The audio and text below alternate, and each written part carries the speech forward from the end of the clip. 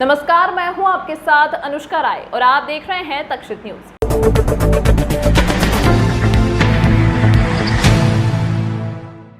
देश में महिलाओं को आत्मनिर्भर बनाने के लिए कई तरह के नए प्रयोग हुए हैं। ऐसा ही एक प्रयोग इंदौर की समान सोसाइटी ने किया है, जहां अब इंदौर की महिलाएं गैराज में भी अपने हाथ आजमा रही हैं। जी हां, ये महिलाएं मोटरसाइकिल मैकेनिक है जो एक कॉल पर आपकी गाड़ी के पास पहुंच जाएंगी और उसे दुरुस्त कर देती हैं।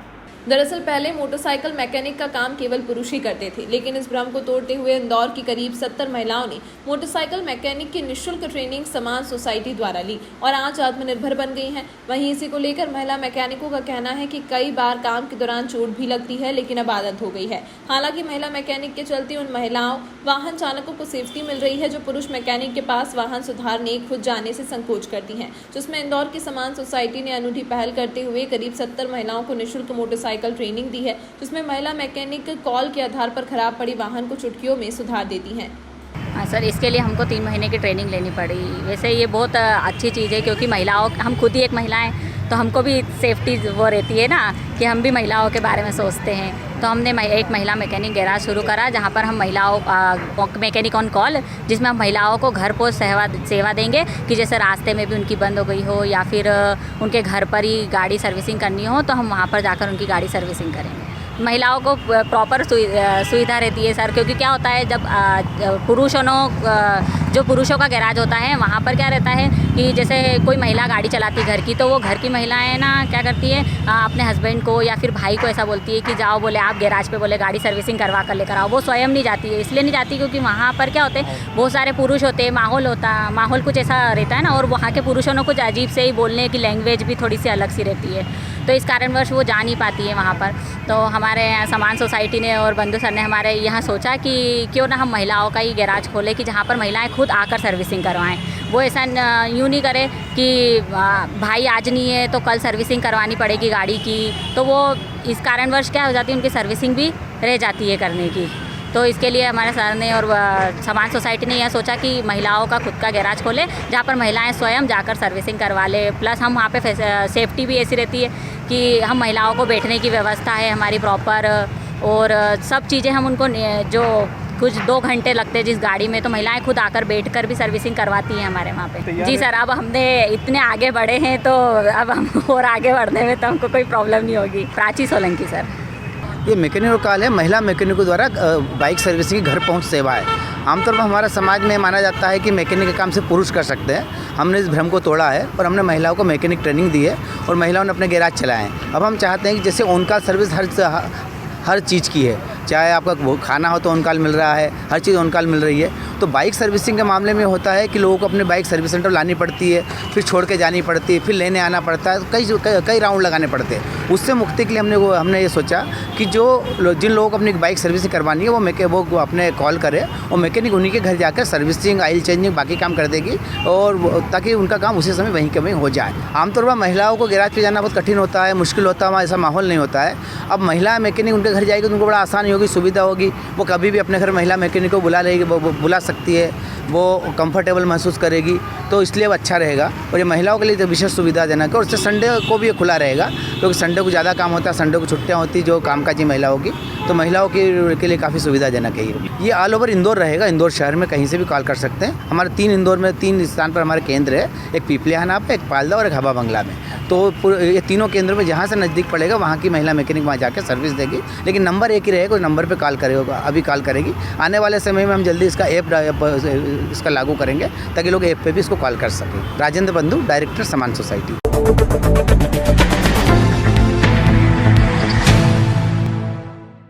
इंदौर में बजरंग दल और विश्व हिंदू परिषद के लोगों पर हुए लाठीचार्ज के मामले में गृह मंत्री द्वारा दिए गए एडीजी स्तर की जांच के आदेश के बाद आज इस मामले में एडीजी ने बजरंग दल के सदस्यों को बयान के लिए बुलाया, जिसमें 8 सदस्यों ने आज अपने बयान एडीजी विपिन माहेश्वरी के समक्ष दर्ज करवाए हैं। दरअसल इंदौर में आज बजरंग दल के पदाधिकारी बयान के लिए पुलिस ऑफिसर्स मेस पहुंचे और एडीजी विपिन माहेश्वरी को बयान कराए। गौरतलब है कि कुछ दिन पूर्व शहर में बढ़ती नशाखोरी के विरोध में ज्ञापन देने गए विहिप और बजरंग दल के पदाधिकारियों पर पुलिस ने लाठीचार्ज किया था। वहीं इस मामले में गृह मंत्री ने एडीजी स्तर की जांच के आदेश दिए थे। वहीं आज गृह मंत्री ने भी मोबाइल पर विहिप के पदाधिकारी राजेश बिंजवे से फोन कर उनके हालचाल पूछे और सही जाँच के बाद दोषियों पर कार्रवाई का आश्वासन दिया है। 2 दिन पूर्व घटना सभी को ध्यान में होगी कि किस प्रकार प्रशासन ने विश्व हिंदू परिषद और बजरंग दल के प्रमुख पदाधिकारियों को चिन्हित कर लहूलुहान किया। ये लहूलुहान एक षड्यंत्र है जो नशा व्यापारी करने वाले माफिया उन्हें एक सुपारी देकर राजनेता कांग्रेस के माध्यम से कहीं उन्हें ऐसा लगा कि मुंगेरी लाल के हसीन सपने दिख रहे आने वाले प्रशासन को कि भारतीय जनता पार्टी को बदनाम करना, इस ऐसी कहीं ना कहीं षड्यंत्रपूर्वक बजरंग दल को टारगेट किया इस अभियान में। तो आज हमने यहाँ पर ज्ञापन दिया है, मतलब बयान दर्ज करवाए हैं कि और इनसे हमने मांग करी है कि जो भी दोषी पुलिसकर्मी हैं और हमारा बयान दर्ज करवा है कि ऐसे लोगों पर वीडियो के आधार पर पूरा और हमारे बयान के आधार पर इन पर हत्या का मुकदमा दर्ज किया जाए और हमें न्याय दिलाया जाए। हम अभी 11 लोग हैं जिसमें से एक हमारे घायल हैं, राजेश बिंजवे अस्पताल में हैं, उसके बाद 10 के करीब हम यहाँ पे पहुँचे। बयान सबके वाले होंगे, यहाँ पे एक एक करके बुला रहे हैं डीजी साहब, एडीजी साहब, और सबके बयान दर्ज हो रहे हैं यहाँ पे। हाँ, हमने यहाँ हमारा पक्ष रखा है कि हमें यहाँ पे न्याय चाहिए क्योंकि हम संविधान से चलने वाले हैं।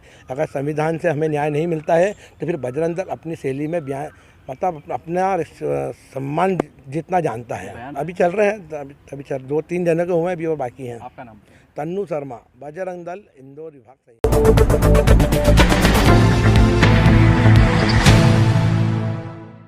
इंदौर जिले के मलेंडी में हुए बाघ के हमले के बाद आज वन मंत्री विजय शाह इंदौर पहुंचे, जहां उन्होंने आपात बैठक लेते हुए महू में 65 वर्षीय व्यक्ति पर हुए बाघ के हमले को लेकर अधिकारियों से जानकारी ली। वहीं पिछले 1 महीने से महू के कैंट एरिया और आर्मी वार कॉलेज में जानवरों की मूवमेंट को लेकर वन मंत्री ने अधिकारियों से जानकारी ली। वहीं इस बैठक में सांसद शंकर लालवानी भी मौजूद रहे।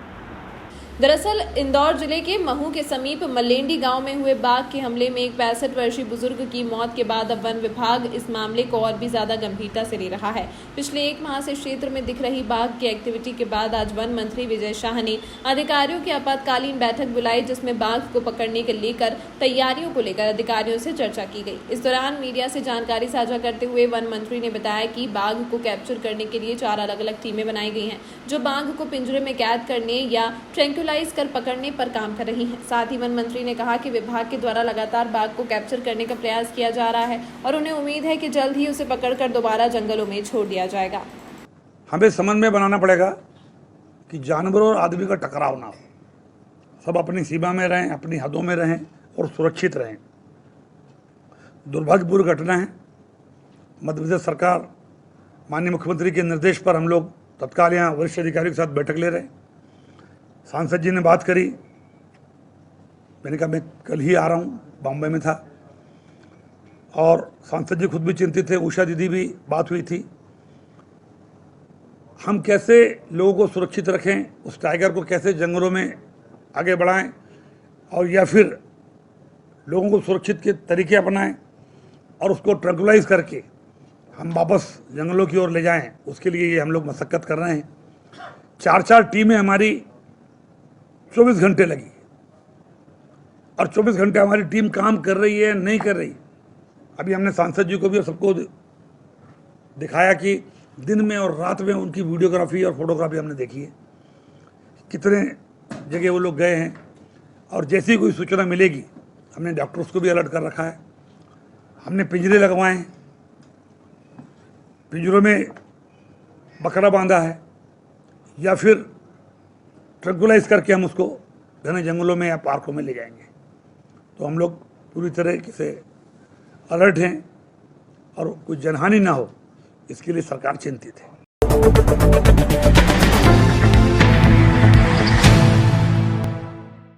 मध्य प्रदेश सरकार की लाडली बहना योजना के बाद अब लाडली बहना सेना योजना की शुरुआत करने जा रही है, जिसे लेकर पुलिस द्वारा अपनी कार्य योजना तैयार कर ली गई है, जिसमें नाबालिग बच्चियों को जागरूक किया जाएगा और जो नाबालिग संबंधी अपराध हैं उनकी जानकारी भी दी जाएगी। गौरतलब है कि इंदौर शहर में लगातार महिला संबंधी अपराध और नाबालिग के साथ होने वाले अपराध बढ़ते नजर आ रहे हैं, जिसके चलते मध्य प्रदेश सरकार द्वारा लाडली बहना योजना के बाद लाडली बहना सेना योजना की शुरुआत की जा रही है, जिसमें पुलिस ने अपनी तैयारियां पूरी कर ली हैं। जानकारी देते हुए डीसीपी आदित्य मिश्रा ने बताया कि इसमें मुख्य फोकस नशा मुक्ति पर होगा, वहीं नाबालिग और महिला संबंधी अपराध पर भी विशेष निगाहें रहेंगी।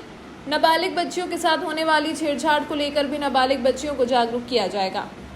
इसमें एक बहुत अच्छी पहल जो हम लोग अब प्रयास कर रहे हैं, आपने देखा होगा लाडली बहना सेना बन रही है। लाडली बहना योजना के अंतर्गत एक बहुत अच्छा इनिशिएटिव है सीएम साहब का, लाडली बहना सेना। इन सेना में जो बच्चियों को हम सम्मिलित करेंगे और या महिलाओं को जो सम्मिलित करेंगे, उसमें हमारा जो प्राइमरी एम है वो दो चीज़ों को लेकर है। सबसे पहला है ड्रग मुक्ति, जो इस क्षेत्र के लिए बहुत इंपॉर्टेंट है, तो से नो टू ड्रग्स कैंपेन। और दूसरा जो हमारा मोस्ट इंपॉर्टेंट इनिशिएटिव रहेगा वो जागरूकता अभियान, पर्टिकुलरली वुमेन रिलेटेड ऑफेंसेस को लेके। कई बार बच्चियों को ये नहीं पता रहता, स्कूल की बच्चियों को गुड टच क्या होता है, बैड टच क्या है, किस इंटेंशन से किसी आदमी के द्वारा उनके साथ किस तरह की घटना की जा रही है। तो इसको भी नुक्कड़ नाटकों के माध्यम से, जगह जगह पे छोटे छोटे सम्मेलन करने से इसको व्यापक रूप से तभी किया जा सकता है जब हम हर गली मोहल्ले में अगर इस चीज़ को हम पॉपुलराइज करेंगे, इन्फॉर्मेशन को डिस्ट्रीब्यूट करेंगे, फैलाएंगे, तभी इसको ज़्यादा बेहतर किया जा सकता है। तो अभी जो लाडली बहना सेना बन रही है, मुझे लगता है नेक्स्ट मंथ से उसको आप बहुत अच्छे तरीके से देखेंगे कि कैसे उसको सोशल कॉजेस के लिए और क्राइम अगेंस्ट वुमेन और जो ड्रग्स की यहाँ पर बहुत बड़ी समस्या है उसको निराकरण करने के लिए कैसे उनको यूज़ किया जाएगा। इसमें जो गैजेट नोटिफिकेशन जारी हुआ है, अभी उसमें एज बार नहीं दिया गया है, परंतु कोशिश की जा रही है हर वार्ड में 13 या उससे ज़्यादा की जो सेना महिलाएं रहेंगी जिनको जोड़ा जाएगा, और जहाँ पर ऐसी ज़रूरत पड़ती है कि वहाँ जनसंख्या ज़्यादा है, वहाँ पर ज़्यादा महिलाओं को जोड़ा जाना चाहिए, तो उसका भी प्रावधान उसमें दिया गया है। अभी बाल विकास अधिकारी जो हैं यहाँ पर, महिला बाल विकास अधिकारी, उनके द्वारा इसमें सॉर्टिंग की जा रही है कि कौन कौन से लोगों को इसमें शामिल किया जाएगा। बच्चियाँ रहेंगी अधिकतर, और उसमें प्रयास किया जा रहा है कि उसमें पुलिस की भी जो महिलाएं सब इंस्पेक्टर हैं, महिला प्रधान आरक्षक हैं, महिला आरक्षक हैं, महिला थाने का स्टाफ है, उन सभी को भी उन ग्रुप्स में जोड़ा जा रहा है, जिससे कि वो 1-to-1 कनेक्ट रख सके। इसमें जो ऊर्जा हेल्प डेस्क हमारी बनी गई है, उसकी ऊर्जा हेल्प डेस्क नोडल अधिकारी भी हैं हर थानों पे, उनको भी जोड़ा जा रहा है। और फिर ब्लॉक स्तर पे इनके ग्रुप्स बनाए जाएंगे, जिससे कि हमसे जुड़ी रहें। सोशल मीडिया के माध्यम से हम जो इनको कन्वे करना चाहते हैं, किस तरह की हम मीटिंग्स करना चाहते हैं, वो सारी चीज़ें डिजिटल प्लेटफॉर्म्स के माध्यम से होंगी, जिससे कि हमारा निरंतर उनसे संपर्क रहे।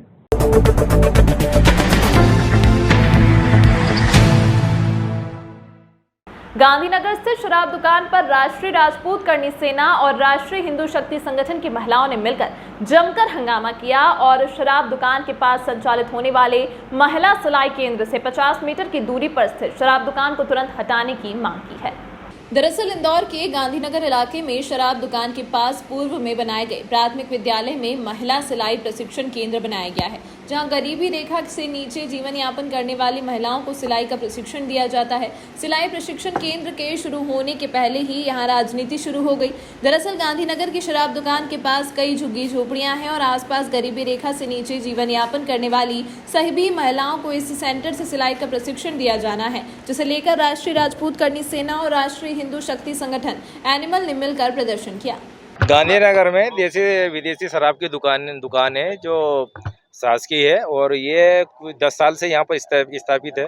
कुछ करनी सेना के कार्यकर्ता द्वारा बताया जा रहा है कि यहाँ पर आंगनवाड़ी पास में है और सिलाई प्रशिक्षण केंद्र भी पास में बना हुआ है। ये दुकान को दूसरी जगह स्थापित किया जाए।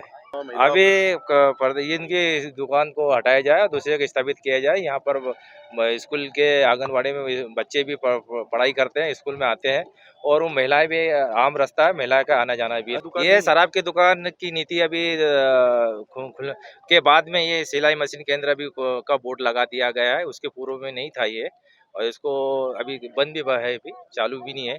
उसके बाद में आगे जो भी रहेगी कार्रवाई की जाएगी, इसकी जानकारी। तमाम महत्वपूर्ण खबरों के लिए बने रहिए तक्षित न्यूज के साथ।